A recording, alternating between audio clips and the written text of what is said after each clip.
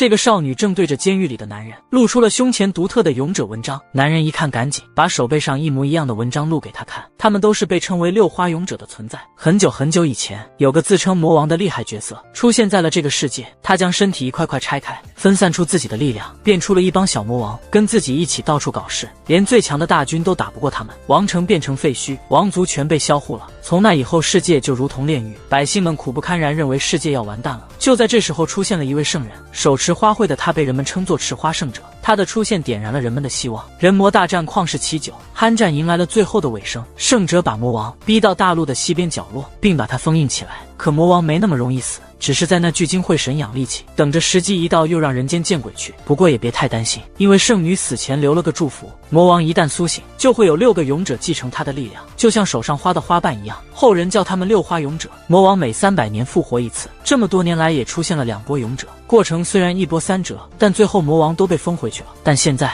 魔王又快复活了，王国也在为这一天做准备，特意办了个盛大的武术大会，目的就是选出真正的强者，能成为六花勇者的那种。而现在武道会已经打到半决赛了，台上的2个男人正接受着决赛前的祝福。这时候人群里突然冒出了一位红毛搅局了正要开战的比赛，但对眼前这哥们来说还远远不够。接下来1秒，他又建议让半决赛2位选手一起来，可那半决赛的硬汉丑男主那瘦的就像根火柴棒，直接想让卫兵拉走他好接着比赛。紧接着一大群士兵瞬间把他围成铁桶阵，但男主还是神色自若，然后不知怎地就掏出了满手的银针，对周围的人开始狂飙，一顿操作猛如虎，一看全是土冰岛。那2位半决赛的家伙没收到冠军的掌声，反倒是被臭鸡蛋和唾沫星子淹了，连裁判都受不了，召来士兵准备拉走他。就在这会儿，为了对抗魔王的回归，所准备的武道会半决赛被一个蹦出来的红毛给打断了，还自称是世界第一的猛男，喊着要单挑半决赛的2大块头。半决赛的2大块头一看男主瘦的就像根干柴，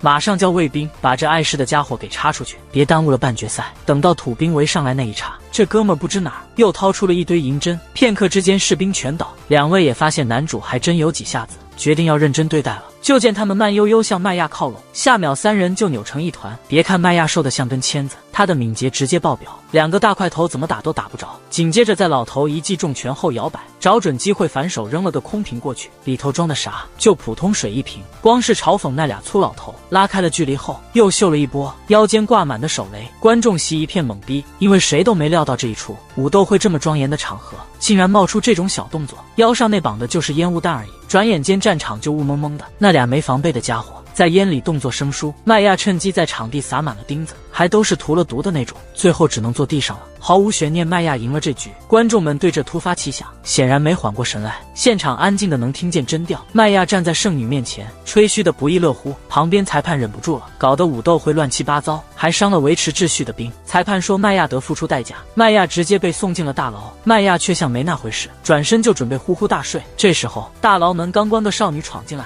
少女一看麦亚就扑了过来，说白天的表现超帅，现在成了麦亚的粉丝，还非要和麦亚握手。这红毛真是够惨的，想当勇者结果成了囚犯，一头栽进瀑布边的牢房，还没看清牢房啥样就被踹进去了。他就那么坐下来休息，不过他突然感觉到床上不对劲，这回发现床上好像有东西，一翻看发现了武器和个苹果，他马上明白了，这是给的自尽工具。整理好前背后，开始在墙上刻字，这刻字不是别的，就是记着自己被关的日子，每天到点就有兵送饭，虽然就2个土豆，对麦亚来说够了。过了不知多久，墙上满是记好了，期间他也不是闲着，而是每天都在练身体。终于在某个夜里，那伤口也好的差不多了。这时麦亚开始打算怎么越狱，一瞬间整片大陆都动静了，还夹着一阵刺耳的尖叫。王国的祭司们马上就懂了怎么回事，一看就是魔王醒了，然后是那凶魔召唤的景象。牛逼的勇者文章麦亚终于笑了，开始叫卫兵，因为魔王回来了，他也如愿以偿成了勇者，还是把一个勇者锁牢里，怎么说都说不过去。突然牢房外面吵吵嚷嚷，来的不是别人，正是之前牢房遇见的那个少女。麦亚原以为她是个女仆，没想到她竟是这国家的公主。我当上勇者了。勇者的身份被众人肯定后，公主二话没说就开始救人，拿出了自己的法杖剑，施了个不知所措的法，法杖上亮起了诡异的光，然后麦亚旁边的剑也开始不受控制飞上天。等他睁眼一看，剑变成了无数把光剑，公主一挥手，光剑就飞天了，一边破牢房，一边把守卫都吓坏了。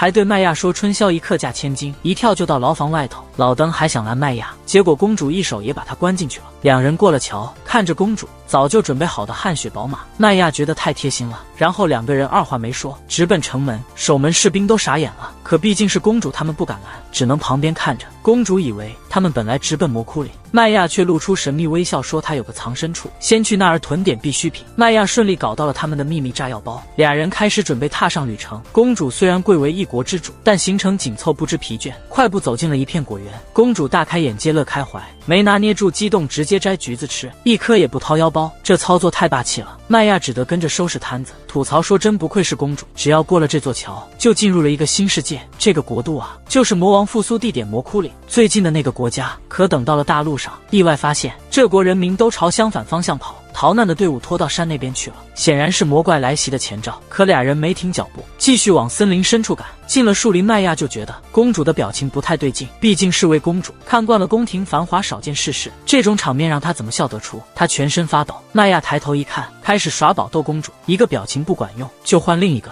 终于让公主笑出声。她这么搞的理由很简单，就是想让她放松点，因为敌人就在不远处。就在这时候，前面森林里突然闯出一家人，家长孩子落后了。麦亚听见动静，急忙赶去，叮嘱公主紧随其后，别走散。麦亚心里也在盘算，这会不会是个圈套？但现在顾不上那么多。大路上魔怪一大群，正在袭击撤离的民众。麦亚见状，立刻冲了上去，一口全部喝到嘴里，随后又吐到面前的凶魔身上，随后乘机用嘴里的秘制打火机一把点燃了面前的凶魔。然后后面的公主殿正趁着驱魔混乱的时候给了他们最后一击。虽然第一次战斗还算顺利，可公主殿正浑身还是镇不住的颤抖。麦亚见状也不想勉强他，于是决定一个人收拾剩下的凶魔。只见他不知道从哪掏出来一个奇怪的笛子，在他吹响过后，不知为何所有的凶魔都突然停了下来，朝着麦亚的方向看了过来。当然这次也没有再用奇怪的道具了，而是普普通通的用剑砍。一旁的公主殿下也不甘示弱，在后面打辅助。可这一打不要紧，剩下的凶魔都发现了这个远程的法师，恰好公主殿下的一个慌乱的攻击，还被冲来的凶魔躲过。不过好在最后一刻麦亚救场了，第一场战斗也算完美落幕。事后询问村民，村子里还有没有没逃出来的人，可村民却说村里还有个落单的少女。麦亚见状赶忙骑上马，就想要过去看看。可就在这时，公主殿下却制止了他。一个被驱魔袭击过后的普通村庄里，居然出现了一位身着奇装异服且皮肤异常白皙的少女，给我们的麦亚眼睛都看直了。就在刚刚从村民的回中得知凶魔袭击村庄的时候，有一位奇怪的少女不仅不逃，反而往村庄里走去。就在麦亚想独自一人去查看一下情况的时候，公主殿下却一反常态地拉住了他。旅途中或多或少都会遇上这样的问题，我们的麦亚也面露难色，最终答应了公主殿下继续赶路的请求。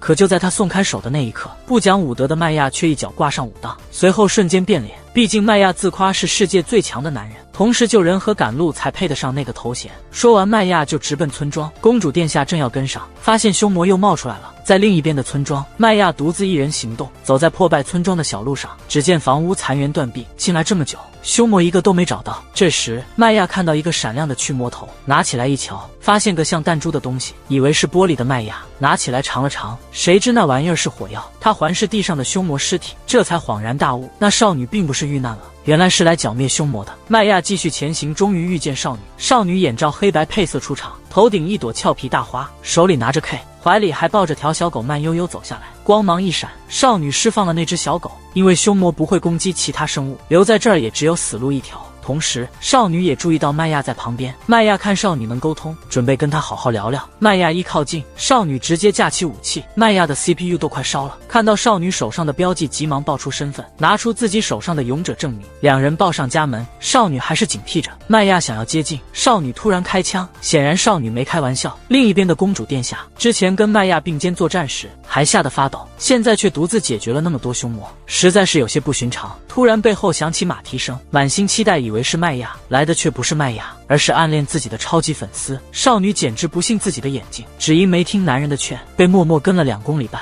都怪刚才那男的报了名，那名字少女也听说过，麦亚这名字同行地勇者都知道。武斗大会上那场戏，麦亚一个人挑2个壮汉，而且还玩点小伎俩。麦亚听说自己名声不好，急忙要澄清这误会，可他是这世界最强男人，获胜就得点小聪明，毕竟对手是魔王呢。少女又问麦亚，他们队伍还在不在？麦亚二话不说，直接告诉他，认知胜者那谢塔尼亚也在这。男主这么直接，少女也报了名，自称弗雷米火药圣者。他不想见其他同伴，打算独自上魔窟里。他不会去打扰，也希望别人别来烦，想让麦亚传个话，他才放下了武器。麦亚直接懵了，想拦也拦不住他突开枪。马儿已经跑了起来，麦亚急忙卸下自家武库，让马儿带着希尔飞往那谢塔尼亚内赶。然后他就追上去，两人一个追一个逃，原始森林里留下不少追踪痕迹。森林穿过到山腰，狙击手弗雷米小道具引麦亚注意，麦亚自觉不是省油的灯，这点计谋根本难不倒他。卑劣战士麦亚可不简单，快速翻开自己的武器柜，拿出带8倍镜的狙击枪，幸运地瞄准了那个女孩的身影。女孩还趴在那儿细听着不声，这一听让他震惊地发现，这种错综复杂的地形里，男人竟然还能一直靠近。他没时间多想，立刻开始逃跑。尽管困难重重，还是在一条小河旁被麦亚截住，把女孩吓了一跳。经过这长长时间的追逐，他们两个都开始力不从心，知道逃不过去了。女孩又抬起了喷火器，希望能把他吓走，但麦亚出奇的愤怒，高喊一个人去打魔王根本是送死，因为他们是6花勇者团队的一部分，如果不团结就一定会失败。女孩还是拒不放下武器，她接着说，如果遇到其他勇者，她一定会被杀掉。她不愿透露原因，麦亚只得考虑先放下武器。这时弗雷米以为麦亚会放他一马，他万万没想到这男人对他这么坚持不懈，气喘吁吁的他只好警告他，如果继续跟着他就要开枪了。但男人一点也不害怕，反而愤怒地反驳，一个人单挑魔王是个错误的选择，这种想法太荒谬。女孩反驳说，如果跟他们一起，他肯定会死。麦亚只好无奈地放弃。女孩以为麦亚不会再跟着，就打算离开，没想到麦亚这个狡猾的家伙趁机偷袭，利用一团烟雾把女孩的行李全都偷走。女孩气得脸都绿了，恨不得把这个狡诈的家伙千刀万剐，但想到只剩最后一发子弹，她没把握能一枪击倒他，而且他目前对她并无恶意。她把行李挡在了枪口前，转身头也不回地朝旁边走。少女抓紧机会瞄准目标，但她终究还是犹豫了，只能无奈地把子弹收回，留在原地。所有的事情都太匪夷所思了，而麦亚这家伙外表冷静的跟条老狗似的，心里其实慌得要命，拿着镜子不放过少女的任何小动作，因为他也没底少女会不会真开枪。看到少女没打算攻击自己，也就松了口气。公主那边，他和他的忠犬遇到了一头独行的恶魔，两人打算联手来个终结一击给公主，简直就是高明的策略。只见那狗直接扑了上去，打乱了恶魔的平衡，接着趁着恶魔控制不住身体的时候，前面摆上了地刺。但实情是，那个残暴的恶魔长了翅膀，两个翻滚之后就稳住了身形。好在那舔狗能力够强。就在那时，旁边废弃的房子里还藏着一只。正是关键时刻，我们的忠犬又开始行动了，直接秒掉了那个老六。就在这时，麦亚的赤棉马跑了过来，我们的沸羊羊立刻挡在公主前面。就在此时，公主注意到了马背上的信，这片原本生机勃勃的大陆，只隔了一片海峡，就变成了完全不一样的光景。对岸正是魔王醒来的地方，那地方叫做魔窟岭，而两边的汇合点正是6花勇者们聚集的地头。再往前一点就是魔王的地盘，那里还充满了魔王的毒气，这种气息普通人一沾上，绝对活不过24小时，只有被选为6花的人才抵抗得了。这就是不能用普通军队攻打的原因。距离魔域最近的那个要塞，因为魔王复苏，加上恶魔的大举清洗，已经残破不堪。看着满天狼烟的要塞，麦亚不禁感到好奇，带上弗雷米准备去侃侃而谈。但走近一瞧，这要塞居然藏在地底下，还特别热。然后俩人就继续往里走，看到的是个超大的石头门。进去后，要塞指挥官迎面欢迎，发现这指挥官这么年轻，竟然就是头头。麦亚心里有点打鼓，男人立刻就来解释，因为这儿离魔王那边特近，凶魔来袭的时候，这儿就打起了硬仗，原本的指挥官还有小队长都牺牲了，所以他就接手了，手上就有了这个大责任。他们来这儿是因为这里是国王给勇者备的补给站。不止这些，勇者们一旦踏进魔界，要塞就会立马行动，然后魔法迷雾就会笼罩交汇点，直到勇者打败魔王为止。保持沉默，继续沉默，这样国土就不会再遭凶魔侵袭。指挥官接着详细讲解了迷雾的启动细节。一转眼俩人到了个峡谷，勇者6花在那儿，可弗雷米死活不同意。就在这时，弗雷米突然停下，你看看这，他们明明是神选的队友，一见面就开打，简直是要拼命的节奏。麦亚还猛着呢，尤其是公主和弗雷米，俩人都硬气着呢。幸亏麦亚及时大吼一声，阻止了这荒唐的打斗，双方这才歇了火。然后马上告诉他们，弗雷米也是6花勇者之一。边说边急匆匆走到弗雷米旁边，握住他那细细的胳膊，把弗雷米的手套给拽下来了。那勇者的印记就露出来了，但这玩意儿对公主和她的跟班来说不够看，毕竟弗雷米是出了名的6花刺客呀。弗雷米一听就甩开麦亚的手，还没睁没眼的承认了把他干掉过的和打算干掉的名单都吐露了出来，听得麦亚直打哆嗦。麦亚一听那名单，发现都是有可能成为六花的角色，现任的六花一个没沾，不免陷入沉思。就在公主和她的忠犬准备再来一轮的时候，我们的麦亚直接把自己挡在了弗雷米前面，把所有人都吓坏了。麦亚也不是一时冲动，这事儿他是有备而来，他自有他的打算。即便弗雷米之前对六花的预备队下过手，但现在他们得联手对付魔王。作为六花勇者的他们，得团结一心。弗雷米的审判得等打败魔王之后，战斗结束再说。公主听了也只能妥协。一看公主松口，麦亚马上让弗雷米也收起兵器，一路上还不停地和两位姑娘聊得火热，全然没察觉那位忠犬早已怒火中烧。忠犬就像座大山似的站在麦亚面前，冷面压着怒火。麦亚赶紧先自报家门，忠犬忍不住问了句：“那自是天经地义，保护公主是我分内之事，牛的不行。”走着走着，突然大家都被天上的吵闹声给吸引了。本以为不过是鸟的叫声，可麦亚一掏望远镜，发现那是能飞的魔兽，他们正在有序地往那儿扔什么。等众人看清楚了，才发现是一颗颗黑乎乎的炸弹。就在这会儿，麦亚察觉到了端倪，感觉到气氛一下子紧张起来的大家赶紧往那边冲，结果出乎意料，发现这路上已经有一大群魔兽挡路了。很明显的就是想拦住我们不让过去那个控制结界的重要地方。那些急着去帮忙的人显然得打一场硬仗，就看我们公主真是精心算计到位。那个一直追在后面的家伙也没让人失望，轻轻松松地解决了几个小怪。但就在那一刻，他没急着上前攻击，反而发出了几声怪叫，好像在指挥自己的小弟们。下一秒，一大群魔兽把我们的跟班团团围住。看着这阵势，我们的跟班戴上了自己的头盔，准备大显身手。公主大人也不是摆设，那一排整齐的剑光闪闪发亮。我们的男主角也意识到了这么下去不行，公主大人也觉得一样，所以就想叫麦亚先冲到控制台那边去。大伙儿也都没异议。不止这样，为了让他快点摆脱困境，大家的火力都往麦亚这边集中。果然，这种紧急关头的人，等我们的麦亚差不多到了，魔兽们好像没子弹了，全部开始撤退。麦亚到了神殿，更别说那场激烈的攻击。神殿外观几乎好像一点也没受伤害。但就在这时，麦亚注意到了地上有个受伤的女人躺着。麦亚一点都不怀疑，直接走到神殿门口。但是不管他怎么用力，那门纹丝不动。这时他想问问有没有钥匙，可那女人只是摇了摇头。这下麦亚只得打开了他的高级备用包，掏出一盒炸弹准备硬闯。经过一次近距离的爆炸，门终于如愿以偿的开了。但是门一打开，两个怪异的铠甲冲了出来，直奔麦亚而来。解决掉他们之后，意外的发现铠甲是空的，地上的女人趴着一副诡异的姿势，把麦亚看得目瞪口呆。接着女人身体迅速膨胀，变成了个魔兽。麦亚想追过去，却感到四周的环境变了，一片浓雾笼罩了四周，这是迷雾结界的标志。麦亚感觉事情不妙，急忙闯进了遗迹里面，变得警觉起来。来到核心位置，环视了一圈，但找不到启动迷雾的人。就在这个时候，公主和她的随从们也到了，问麦亚发生了什么，为何结界已经启动，本应等所有勇者聚齐才对的结界。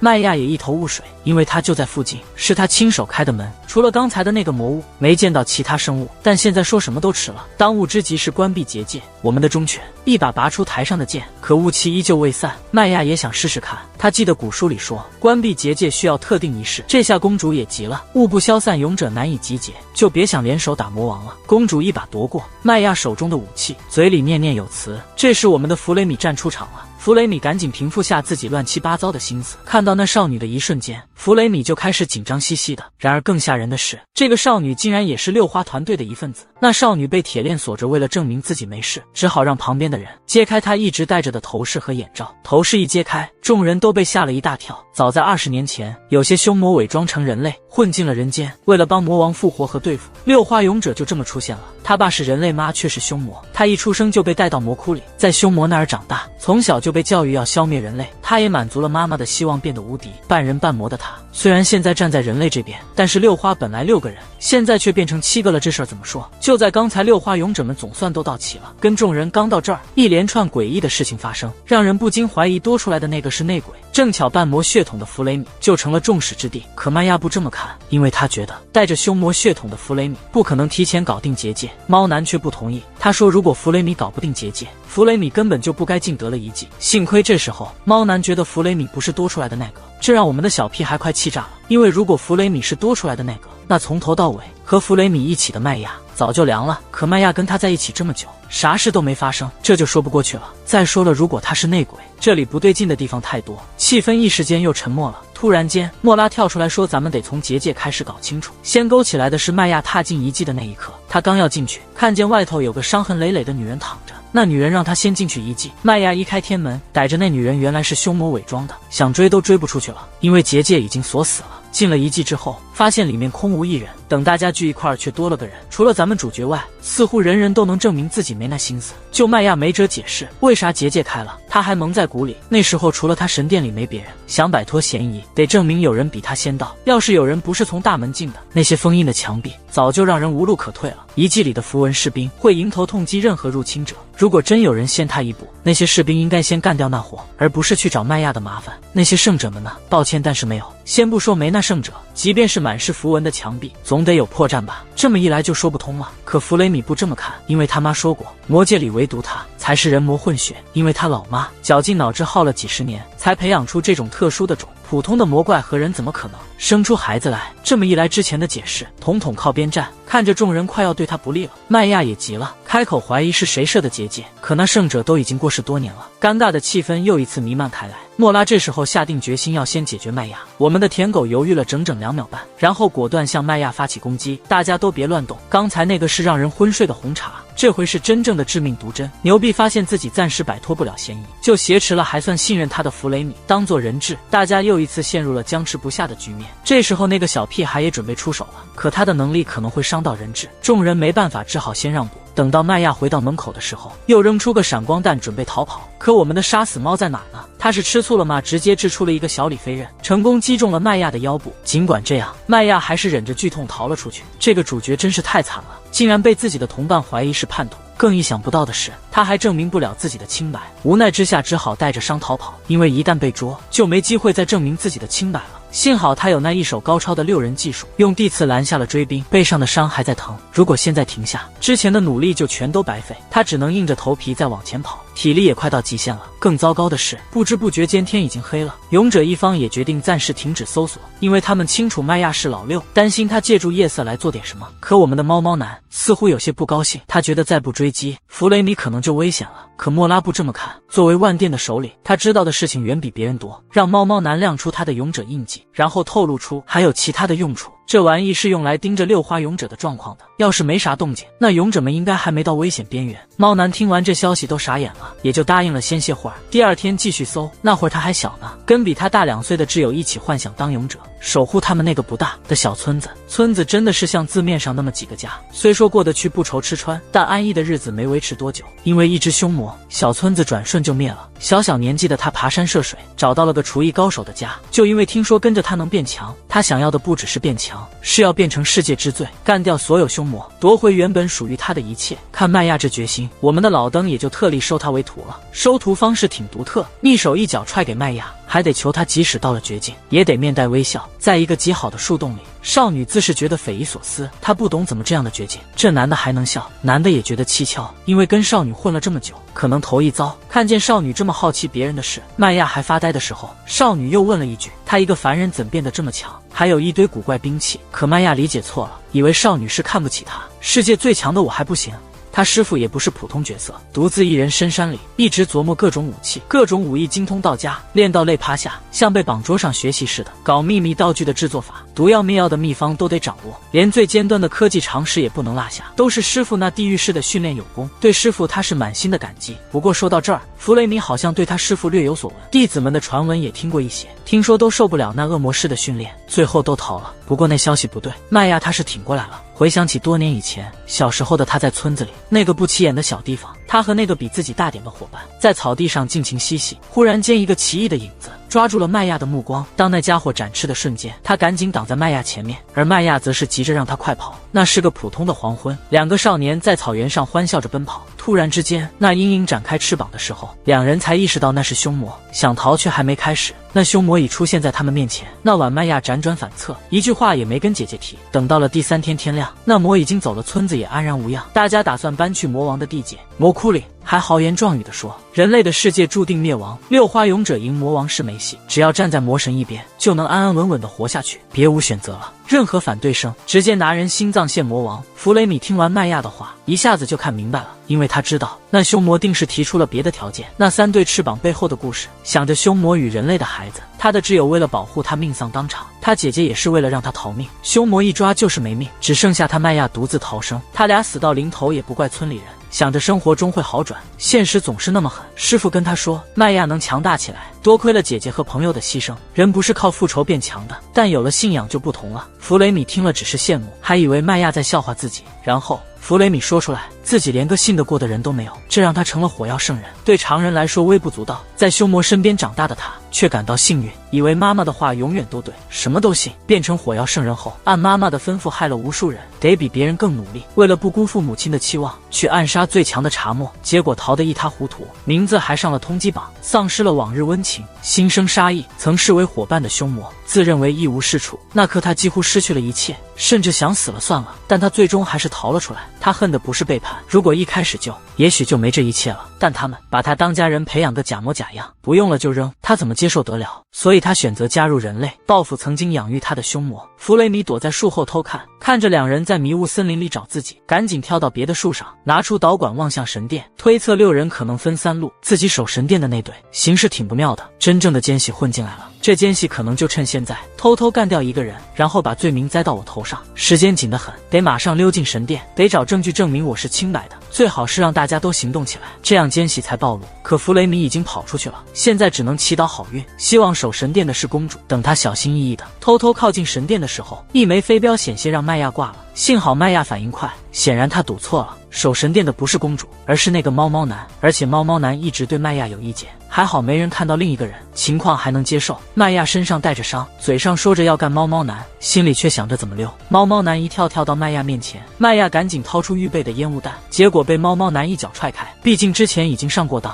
同样的错误他作为6花的一员不会再犯。舔狗在远处听到了神殿的动静，问公主殿下是不是也听到了，公主却催他快去找奸细留下的线索。舔狗只能听从公主的命令，于是就这么放弃了。最后带伤的麦亚还是被猫男制服了，但他没立刻下手，而是问麦亚背后是谁在使唤。可麦亚还是坚称自己不是奸细。猫男开始自己脑补，觉得是不是麦亚的家人或者恋人被凶魔威胁了才会来当奸细，但显然他猜错了，麦亚早就没亲人朋友了。他一直坚称自己不是奸细。就在猫猫男举手欲动的那一刻，麦亚神出鬼没般从腰带里掏出一枚催泪弹。就算这样，猫猫男还是能一针见血地锁定他的方位，只凭声响就能精确无比地向他发起攻击，让麦亚感慨自己与天才之间的鸿沟。此时他任何的反击都在猫猫男的预料之中，动作电影一样的紧张刺激。身受重伤的麦亚在这场死亡游戏中竟然选择了放弃。他那些平日里不离身的小玩意，看得猫猫男愣在原地。麦亚这次是真的放下了，他宣布要用手里的刀跟猫猫男来个公平对决。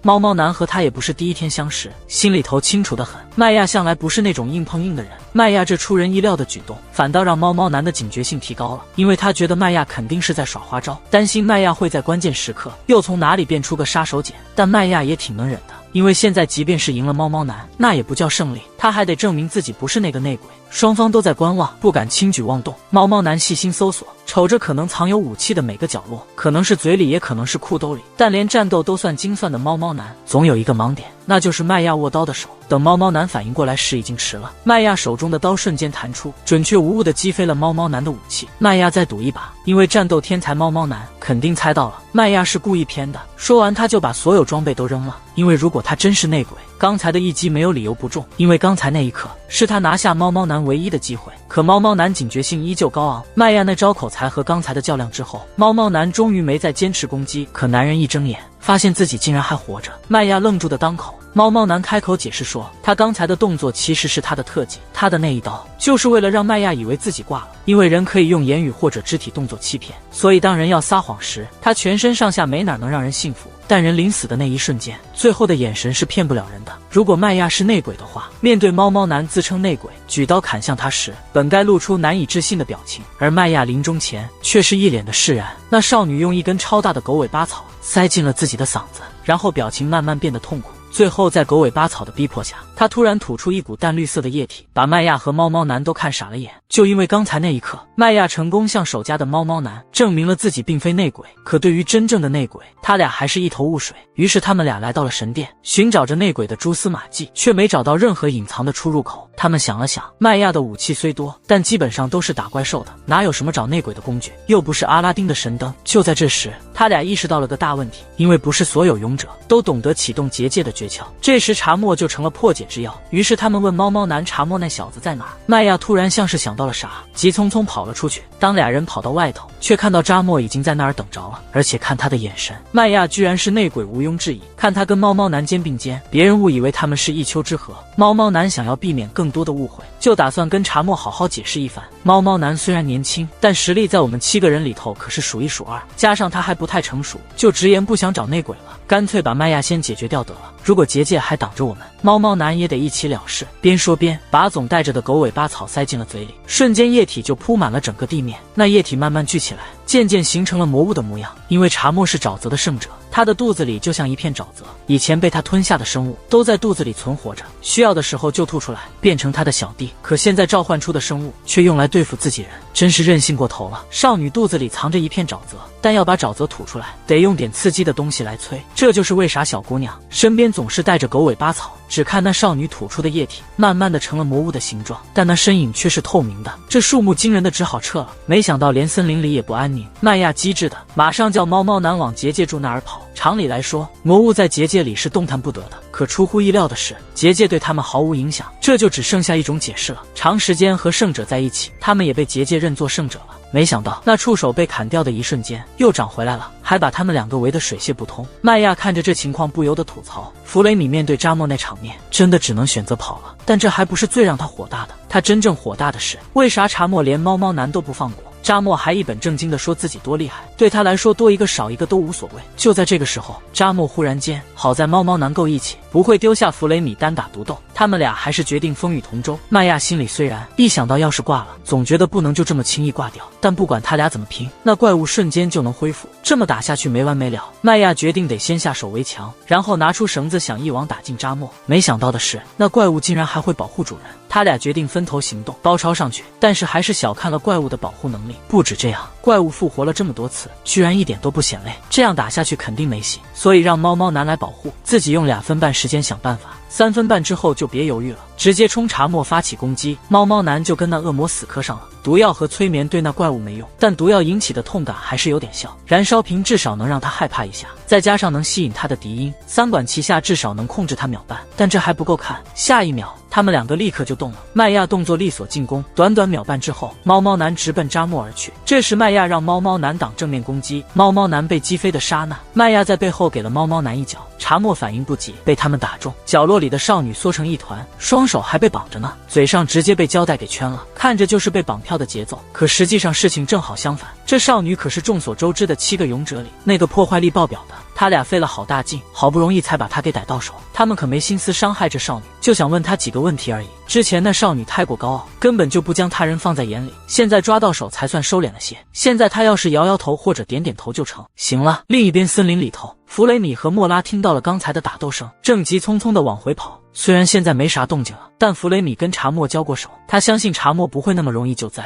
或许麦亚此刻已经落网了，但事实上完全相反，现在的查莫正被丢在神殿里，那儿至少还算是个安全点。而那俩惹出事的现在已经到森林里了，他虽然嘴硬不肯说出来，但敏感的猫猫男还是感觉到了和弗雷米有关的事儿。因为能让麦亚这么上心的，除了弗雷米估计没别人了。弗雷米此刻身处黑暗，身上的伤势开始反噬，但他现在知道还没到喘息的时候，硬是咬牙压下了痛楚，掏兜里拿出弗雷米给的那块怪石头，猛地扔向倒下的大树，石头一接触就瞬间消失了。同时弗雷米在赶路中突然感觉到那石头已经碎了，麦亚还在发愣的当儿，弗雷米已经出现在他背后了。弗雷米自己也惊了一下，麦亚居然还能蹦跶，而莫拉已经赶回神殿，看着没能留下麦亚的俩人，一听这个就火大。扎莫这小屁孩气头上全撒在猫猫男身上了，直接追问猫猫男为啥放走了麦亚。猫猫男心里明白查莫急了，但他让扎莫冷静点，因为猫猫男觉得麦亚不像卖国贼，而且脑袋还挺灵光。关键是人在危机时刻的眼神是骗不了人的。同一时间，麦亚那边也在跟弗雷米把心里话吐露。结界开启了，有人在他进一计后，外头故意弄雾，想让大家自相猜疑，故意困住众人。不过弗雷米觉得这不可能，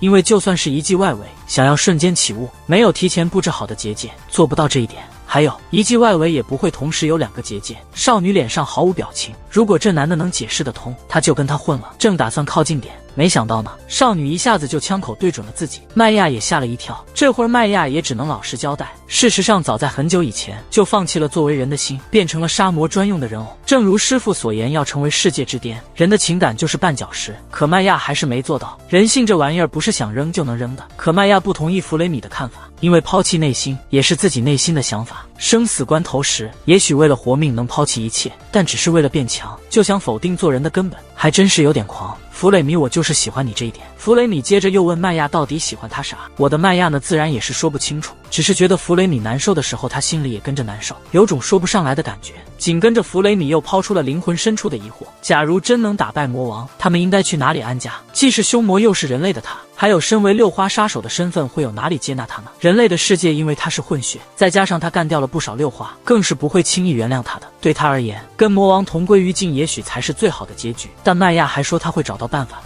还在那儿想着怎么忽悠，到头来还是让弗雷米沉默了下来。就在这时，麦亚想起了猫猫男之前的叮嘱。猫猫男说过，一直生活在黑暗中的弗雷米是不会真心爱上人类的。对于像麦亚这样乐天的人，他心底其实是很反感的。弗雷米最后还是决定扣动了扳机，幸亏麦亚反应迅速，或许对弗雷米倾注真心，从一开始就是个错误。他甚至都没意识到，林中回响着的枪声很快就引起了其他人的注意，有人因此高兴，有人却忧心忡忡。猫猫男在枪声下一刻，这时候的莫拉也把那些狗尾巴草交还给了他，想让他看紧猫猫男。你打算干啥？却被一旁的老太太给拦下了，因为老太太明白，如果让少女使出她的力量，猫猫男肯定会吃大亏。既然猫猫男也算是伙伴一份，只要他不擅自行动，就别随便动手。边说边走到了台阶前，施展了他山之圣者的力量，周围立刻被黄色的光块环绕，接着一脚在大理石地面上踩出了一个坑。听到这番话的猫猫男赶紧抓住了莫拉的手，质问他为啥非得颠3倒4，自个儿明明挺好的嘛。可莫拉偏说，这得让弗雷米死透了这条心，因为他清楚麦亚这人滑头极了，啥事都干得出来。这会儿猫猫男才发现扎莫已经下手了呢，赶紧拉开距离。猫猫男看这一幕，心里也犯嘀咕，莫拉是不是内鬼？另一头弗雷米跟麦亚这边听到莫拉传的话了，看着步步逼近的弗雷米，麦亚忙不迭地把手背上的文章给弗雷米瞧去，只要印记在猫猫男就安全。可被人出卖过多次的弗雷米明显不再吃麦亚那一套了。公主殿下那边也接到了莫拉的讯息，稳住了阵脚。他一直坚定地认为猫猫男是内鬼。旁边的舔狗看公主这么沮丧，真想让她振作起来，可身份差距摆在那儿，他不敢去碰公主的手。发生的事太多，他都有点弄不明白了。现在总算是冷静了下来，虽说看着不太像，因为他之前多信任麦亚呀，现在觉得自己被骗了，气不打一处来。说着就露出大发神威，启动了剑之圣者的力量，头顶围绕着无数把亮晃晃的剑。弗雷米那边又弄了个信号弹，向天空一丢。麦亚看情况不妙，赶紧溜，还让紧跟着的弗雷米回神殿看看，就知道他说的真假。可现在的弗雷米明摆着对他的话一字都不会信了。麦亚刚想辩解，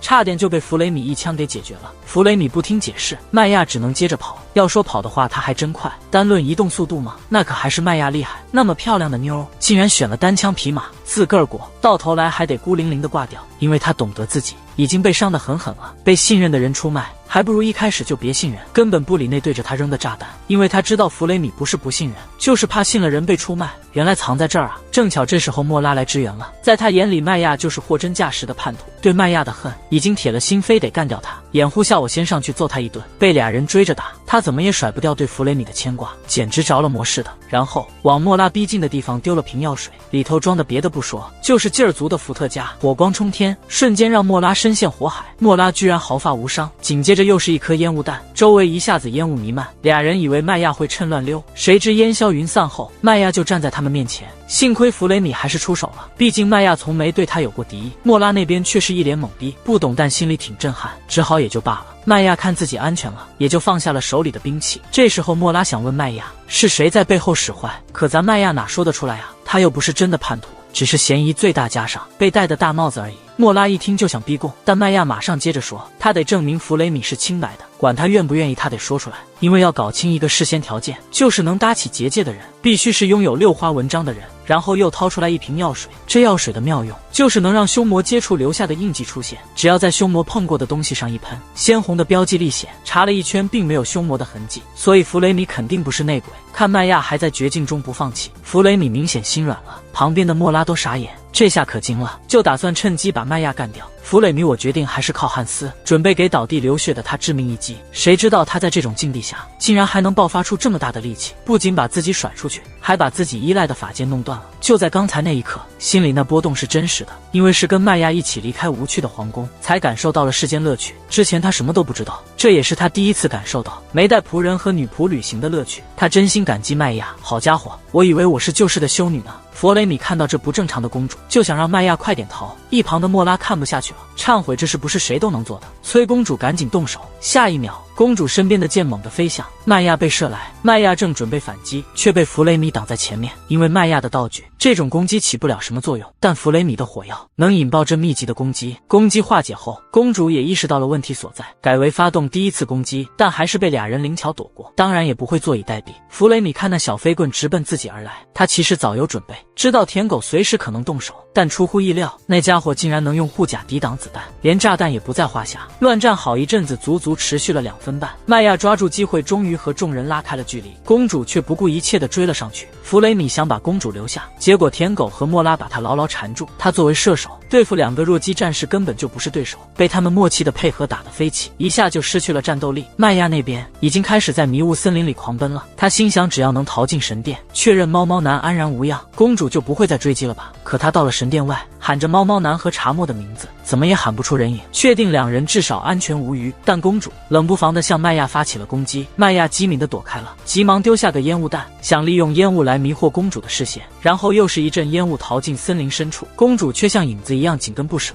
连逃跑的机会都不给麦亚留。本就伤痕累累的男人又被利刃添了新伤，翻滚了2米多才勉强停稳。看着慢慢逼近的公主，心里忍不住回想起初见时，那时候他还满心以为公主是可靠的战友，还想着2人联手，魔神算得了什么。尽管这样，麦亚仍旧坚称自己不是内鬼，从未对同伴们下过黑手。但此刻这些话已无用，因为公主对他的话已经完全不信半个字。麦亚的旧伤加上新经历的激战，已经是血流不止。麦亚现在只感觉浑身发冷，忽然像是有所觉悟似的，用力一甩，把公主给甩出去，还顺带把那把法剑弄折了。不止这些，接着把插在自己手里的断剑拔了出来。那个公主的舔狗，一路上麦亚拖着伤腿，朝着心里想的那个地方慢慢挪动，因为受了伤，已经没法支撑得住了，身上带的道具也太多了，就这样一边走一边扔，准备孤注一掷。要是这次不行，麦亚就凉了。就在这时候，舔狗追了上来，他现在已经彻底失去理智了，拿出他的小飞棍，想直接把麦亚劈成2半。尽管如此，麦亚还是挡住了，但这次抵挡显得十分勉强，让舔狗找到机会，一脚踹得他飞了米远，飞到了之前大家一起战斗的那个地方。莫拉急匆匆跑来，还夸那干得漂亮，可他没想到这一脚其实是在帮麦亚，因为麦亚想去的地方正是这儿，这也是他们第一次联手战斗的地方，同时也是最后一道通往那一季的关卡。可莫拉和公主都听腻了麦亚的话，一个劲儿的想让舔狗给麦亚致命一击，可舔狗还想挖点情报。正在这时，公主注意到了麦亚的眼神在注视着什么，仔细一看，通过瞳孔放大的那一刹，麦亚其实是在等他俩来。莫拉发现事情不妙，不由自主松开了手里抓着的弗雷米。现在问题来了，莫拉为啥要跟大家说猫猫男已经被麦亚打伤了？因为他们刚才真的差点就把麦亚给干掉了。可莫拉还理直气壮地说，反正现在麦亚内鬼的事儿已经板上钉钉了，为了成功不讲究手段也是常有的事。但真正的问题不是这个，问题在于他为啥要撒谎，在大家本就互相怀疑的时候，然后从那里面拉出一个被粉红色黏糊糊的东西裹着的老头。只是因为刚刚大伙都不愿意信麦亚是无辜的，非得让麦亚证明自己不是内奸不可。因为即便是雾之圣者，要让整个森林瞬间起雾，都得布置个巨大的结界，但麦亚却说这是只有他一个人能办到。身为万殿之首的莫拉本要反驳，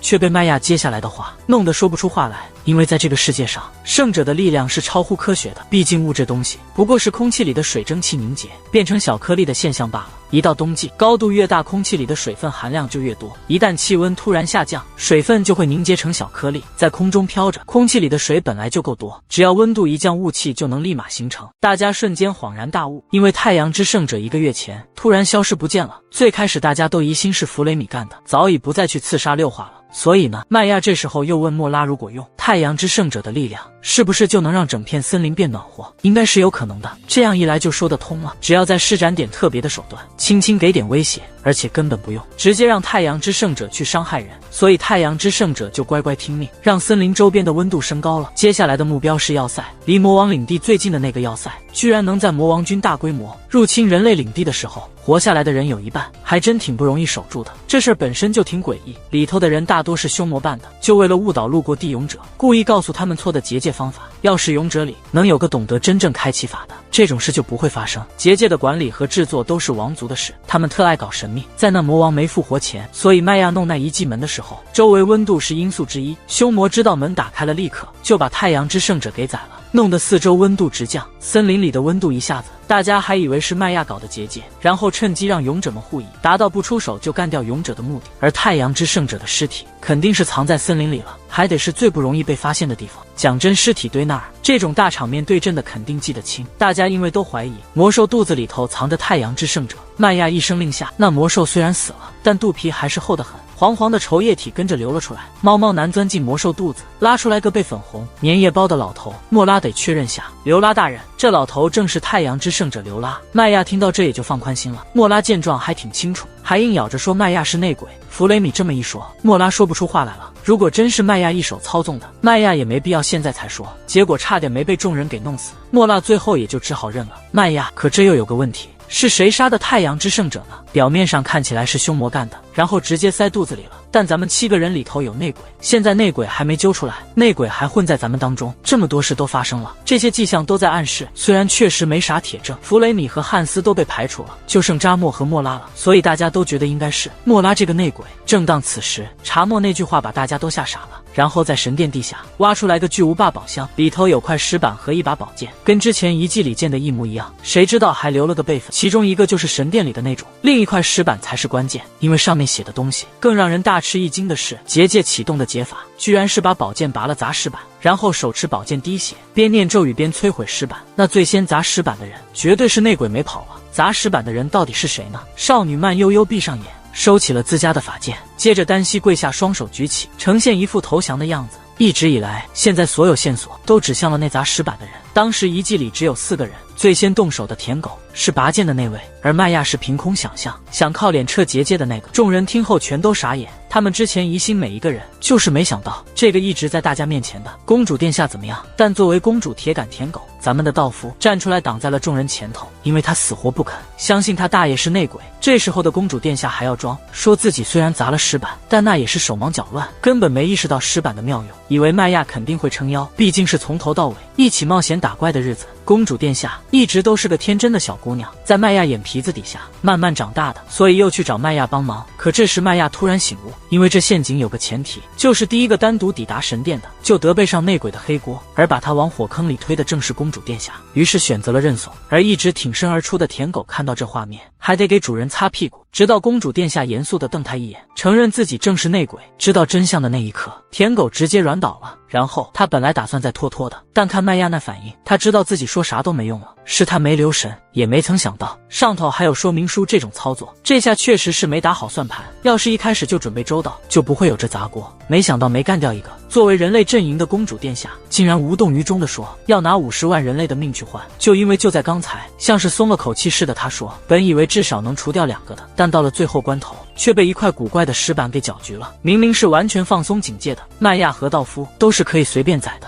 可以说之前的计划实施的太顺了，被选为头号牺牲品，轻轻松松就解决掉了。结果没想到自己陷入了死局，这真是出乎意料。就在这关键时刻，莫拉颤声问起质问变脸的公主殿下为何害自家的6花同伴，不止这些，还得成为魔王的小弟，参与毁灭自家的世界。可公主殿下回答说，或许本来直接求助大家会更好。道夫听到这话坐不住了，作为公主殿下的忠犬，只要主人需要，他就义无反顾。话说了一大堆，可为啥要害6花的理由到现在还没吐露。查莫等不及了，再不说他就要开打了。公主殿下接下来的话差点让大家气炸了。一个人类和凶魔共生的世界，虽然跟大家没过节，但他的目标是复活魔王。现在事情都露馅了，终极目的也说出口了。如果大家愿意手下留情，魔人的事他会自己解决，不会让人类绝种，因为他对魔和人都一视同仁，成功后必有后报。牛逼啊，真不愧是公主殿下，50万人命轻飘飘就扔了。麦亚一听直接低头了，这一低头，公主殿下立马变身硬汉，一声令下，周围的英雄们都纷纷使出自己的招数攻击。下一秒命中少女的时候，出乎意料的事发生了，少女竟变成了泥巴。不止这样，化成液体后还散出了甜美的香味，就跟熟透苹果的味道一样。泥巴风干之后，公主殿下那奇怪的笑在森林里回响。我们麦亚一瞧就知道这是凶魔的手段，而且级别不低。暗杀高手猫猫男敏感地感觉到了公主殿下还在附近，但具体在哪还摸不着。公主殿下一说完，大家就准备追了。重伤的麦亚就交给弗雷米了。看着伙伴们离去，他怎么也没料到内鬼竟然是一直在身边的公主殿下。别说了，你太逞强了。过了好一会儿，麦亚终于慢慢睁开眼，睁眼一看，不是弗雷米，而是莫拉阿姨。麦亚吓得一激灵坐起来，看到自己满身药包，这药草效果真不错。然后看到高处的汉斯，忙问他追出去的公主殿下怎样了？在那雾蒙蒙的森林里，被他玩弄于股掌之间。知道大家都在外头休息，麦亚急匆匆赶到门口，看到地上玩龙虾的茶沫，就去问舔狗现在怎么样了。没想到的是，公主殿下变脸，把原本威风的舔狗打趴了，现在跟个摊子似的蜷在角落，说话也不带搭理人。还好森林的迷雾解了，六花地勇者们也都到齐了，休息一下就能打入魔域。不好意思啊，这女人谁啊？好久不见。没想到的更是迷雾一散，让大伙都蒙圈了。后来那姑娘解释说，她刚到森林口就看见迷雾结界开启了，所以她进不去，迟到也是因为这个。接下来莫拉急忙让她展示勇者正女，衣服一松，少女胸前也有六花的标记，把大家都惊呆了。这意味着现在我们中还有个叛徒。六花勇者的故事这下真成悬疑片了。